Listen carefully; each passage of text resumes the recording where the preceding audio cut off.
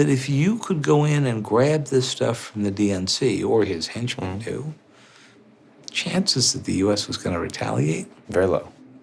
Somewhere between 0 and -5. Hi, I'm Ian Bremmer, and welcome to the GZERO World Podcast.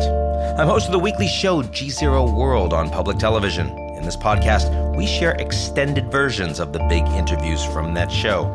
This week, I sit down with David Sanger of the New York Times to talk about how cyber warfare between nations is reshaping global power. And on Puppet Regime, Mark Zuckerberg unveils a brand new dating app. Let's get to it.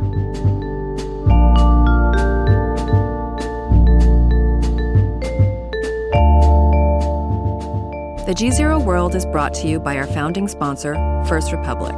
First Republic, a private bank and wealth management company, understands the value of surface, safety, and stability in today's uncertain world. Visit firstrepublic.com to learn more.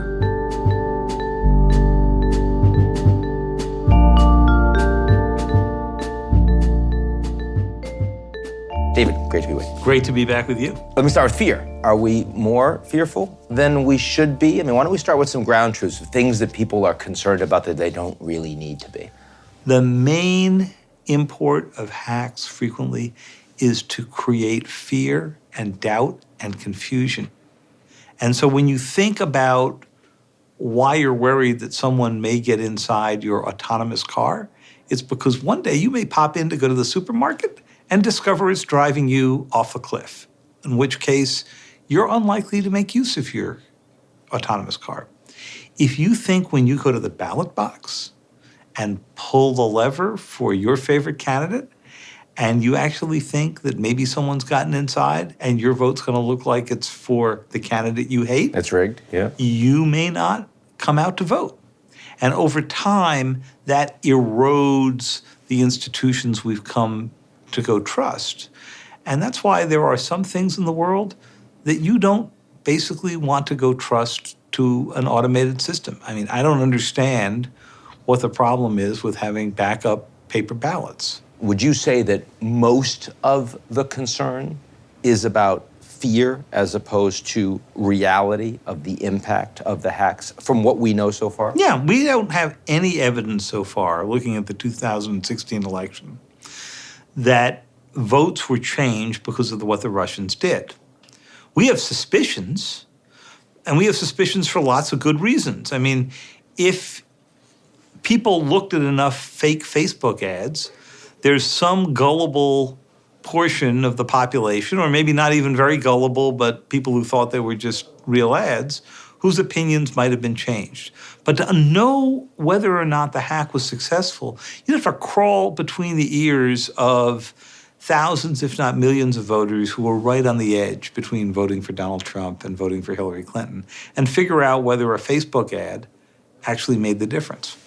More worrisome out of that hack was the part that we don't think really worked terribly well, but may next time. Which is? Which was getting inside the voter registration systems. Now, Which they did try to do, apparently. They did, and they succeeded at least in Arizona and Illinois, and we think in several other states. Do we know this was the Russians in this case? That was the Russians, and there's no question. It was a different group of Russians than the Russians who were doing Facebook. These people specialize, right?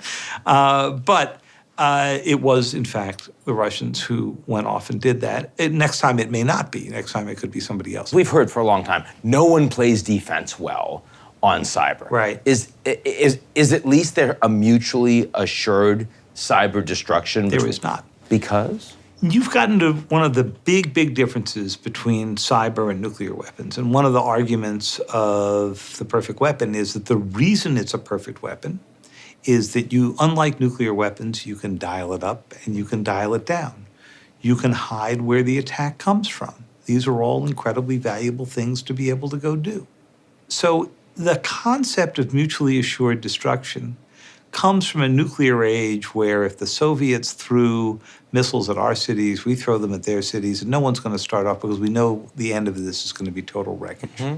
Cyber's the opposite. Because you can dial it up and dial it down, you can calibrate a cyber attack to be pretty sure that the government or a corporation that's on the receiving end of it is not going to mount a significant retaliation. And basically, the history of cyber in the past 5 or 10 years is one of attacks that do not get responded to. A good place to look at the question of why presidents are concerned about authorizing counter cyber attacks would be the attack on Sony a few years ago. By the North Koreans. By the North Koreans, and the attack by the Russians on the election system. Both of those happened under the Obama administration. So let's take them one at a time. Okay. The Sony hack, you may remember, was to try to prevent Sony from releasing a really bad movie that I can save you 2 hours of your life by suggesting that you don't download. It's called The Interview. The Interview. The Interview. Seth Rogen. Do not watch that film. Okay. Okay, David Sanger, 2 thumbs down. 2 thumbs down. Fair Although enough. I have to tell you, my book editor loved the movie and constantly tried to edit out my critiques of the movie. Actually happened? The book. I wouldn't let him do it. Okay. You know, I said, I got to draw the line of journalistic integrity here. So. That's good. Okay. So in that case, the North Koreans did the only logical thing you do when you try to stop a movie, which is they wrote a letter to the Secretary General of the United Nations demanding that he stop the movie from coming out. We all know what influence the Secretary This was General. Ban Ki-moon at the time. Yeah. Who, even among secretaries general, would have been one of the weaker ones to send it to. Not only that, his influence in Hollywood was probably somewhat limited. I would say so. Yeah. So anyway, that didn't work, it turned out. So in the fall of 2014, they put malware inside the Sony computer systems, and they were enormously patient. They spent months mapping out just how the Sony systems worked. And when they decided to strike, which was right around Thanksgiving of 2014, so a few months later. Before the movie had come out. The movie was supposed to be released at Christmas. They not only released some emails that they had stolen out of the system, which revealed vital secrets, like the fact that Angelina Jolie, some people thought was difficult to work with on the set. You know, this just in, right? But they melted down 70% of Sony's computing systems. All of a sudden, there were all these meetings in the White House. First of all, did we see this coming? No one saw it coming. Why?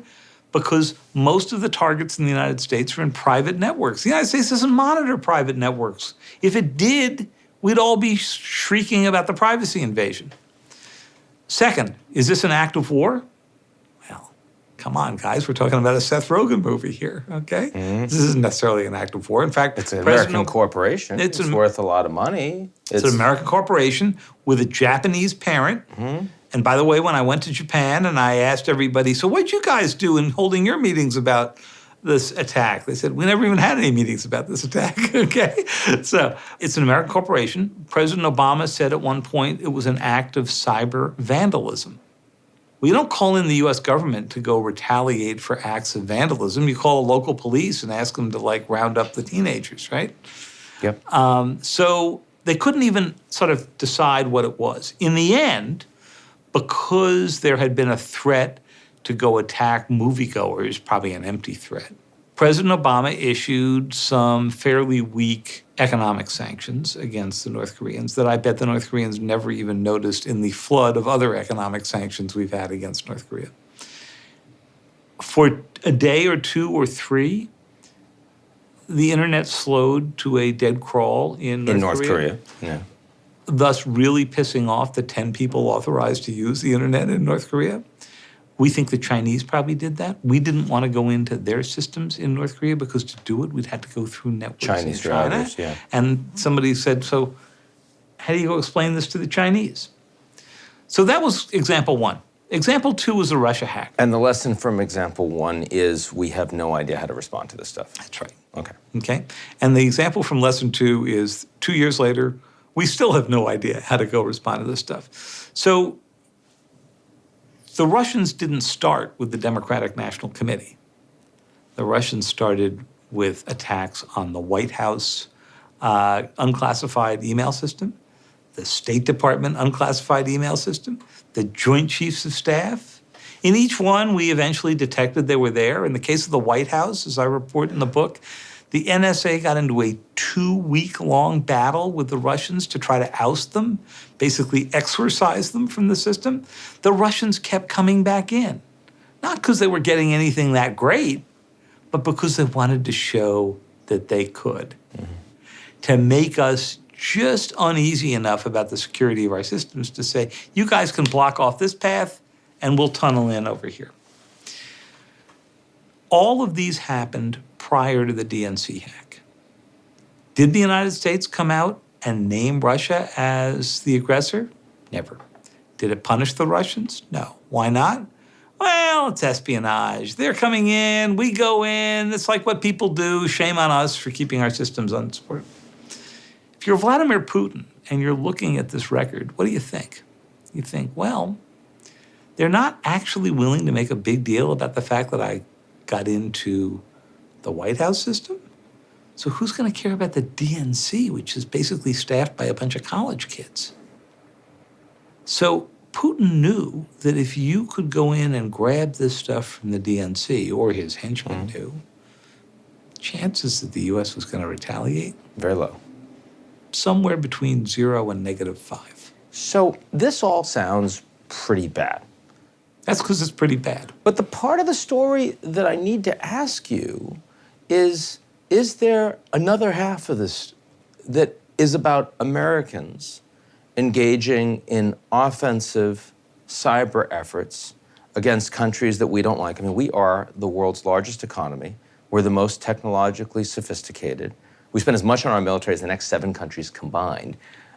If I were going to guess, I would guess that the Americans have pretty significant cyber capabilities, at least offensively. Do you have any reason to believe, either yes or no, I mean, either way, that the Americans aren't doing the kind of things externally that the Chinese, for example, are doing to the Americans? Not in response to what the Chinese are doing, but just as a matter of practice. So you've been reading what I write for many a year, Yeah, and sure. a lot of what I write is about American offensive operations.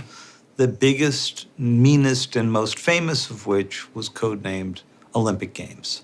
And that was the American and Israeli attack on the Iranian nuclear production facilities. The Olympic Games attack, what year was that? Well, it started in about 2007 and 2008. The code escaped and became visible to the world in the summer of 2010. It was, if there's anything that's sort of the original sin of this whole era, and in fact, that part of the book is called Original Sins, it's the Olympic Games hack. So let's remind you what this was about. People were afraid that if the Iranians surged ahead with their nuclear program, the Israelis would end up bombing it, which they came very close to doing. That we had to head that off, because if the Israelis got into a war with Iran, it was only going to be days before we were sucked into it too. So President Bush, who had refused to give the Israelis bunker-busting bombs and so forth, helped wrap them into the Olympic Games program, something Israelis had been working on themselves. It was a fascinating case because it was the first really sophisticated hack where we did, through computer operations, something that previously we would have only been able to do by bombing or sending in saboteurs. So in a hillside in Tennessee, they built a replica of the Natanz nuclear enrichment site. The Iranian site. The Iranian site. They stole a bunch of it, they borrowed a bunch of nuclear centrifuges. These are the machines that spin at supersonic speeds that we had gotten from Libya when we cleaned out the Libyan nuclear program. What the Iranians would be using to enrich uranium. Very similar stuff. They used this model to build an enrichment center and attack it with code. They speed up the centrifuges and slow them down, destabilize them, make them explode. They pack up the remnants of this stuff, put it on an airplane, fly it into Washington, drive it into the northwest gate of the White House, dump it out on the Situation Room conference table, invite President Bush down to take a look at the shards. He utters an extremely vivid term, and they're off and running to do the program. President Obama then inherited the program, expanded it, and then we all know what happened. The code got out, That turned a lot of journalists, myself included, on to what happened, and I ended up telling the story in a previous book of the decision-making there. President Obama was concerned that once the United States got down the road of doing offensive cyber, every other state would turn around and use that as an excuse for their own offensive cyber operations. And guess what? He turned out to be right. At the time I wrote that book 6 years ago, I couldn't find another sophisticated state-on-state attack. Not criminal, not, right, but really sophisticated use of a state, use of cyber by a state for political purposes. When I was working on The Perfect Weapon, we stopped counting at about 250 state-on-state attacks, all within the past 5 or 6 years. A few ideas from you on both a regulatory response from government, if you think one is possible, as well as kind of what the average person can do, how they should think about these things differently, given the mistakes that are being made. Well, let's start with what you could do. Yeah. I mean, some of them are simple. If you don't use two-factor authentication, that part where the bank sends a code to your cell phone before you pull money out and stuff like that, start doing that. It's not a 100% solution. If you're doing it in a state where the state owns the telephone company, they're going to be able to intercept those numbers as well. But it's a start. There are a bunch of sort of good hygiene things, the sort of safe sex program for cyber that you can go do that will cut down on a lot of random stuff. I don't believe we're going to have this talk right now, but okay. We're going to try not to because Okay. I don't want to shock you too much, Yeah. okay? But know that that will help you against criminals, vandals, teenagers, drive-by hackers. If you're really the target of the Chinese or the Russians or the Iranians or the North Koreans, none of that's going to work.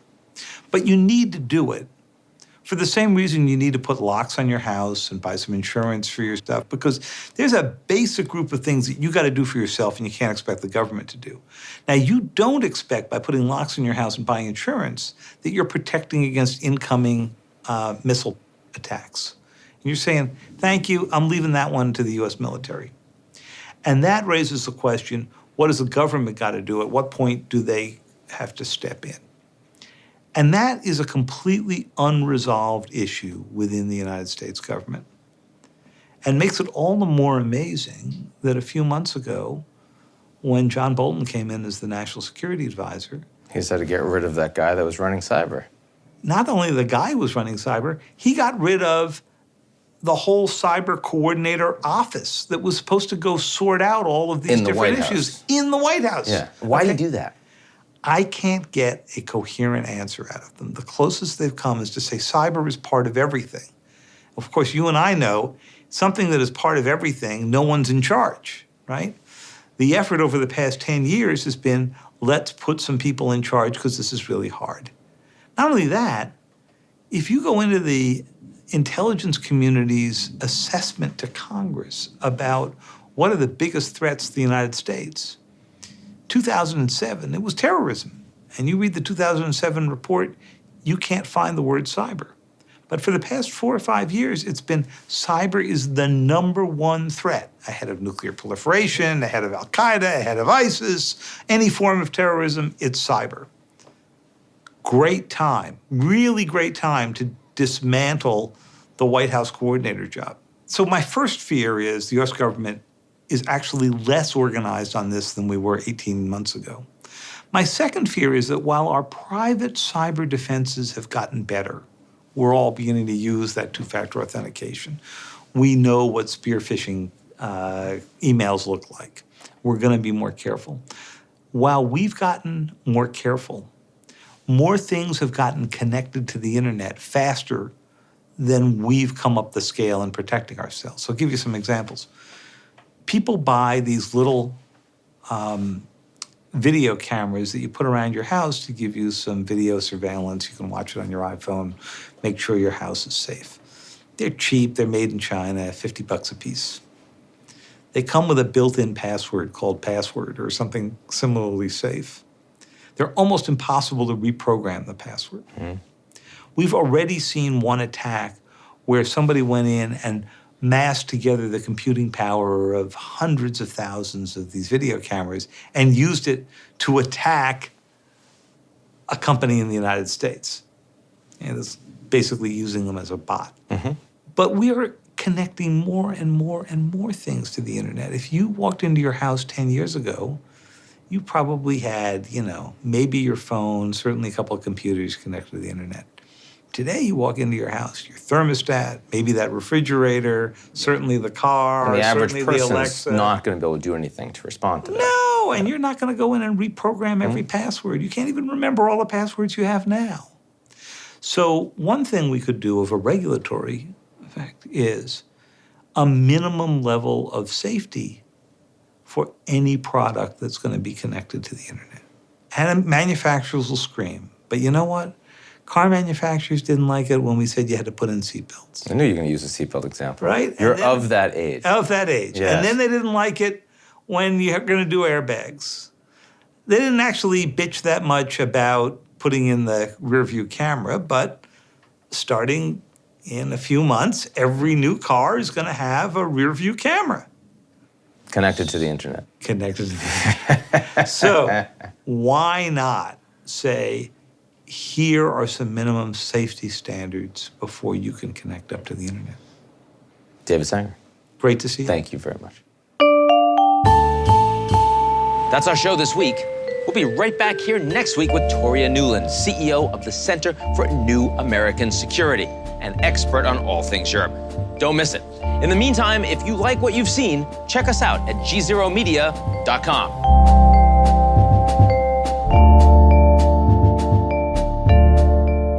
The GZERO World is brought to you by our founding sponsor, First Republic.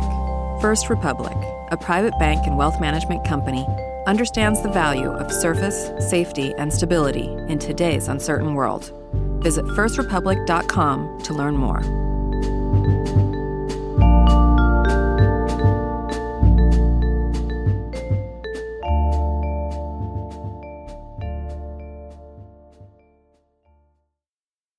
You're listening to the GZERO World with Ian Bremmer podcast, your weekly geopolitical deep dive into the world's biggest news stories, featuring in-depth conversations with global leaders and newsmakers.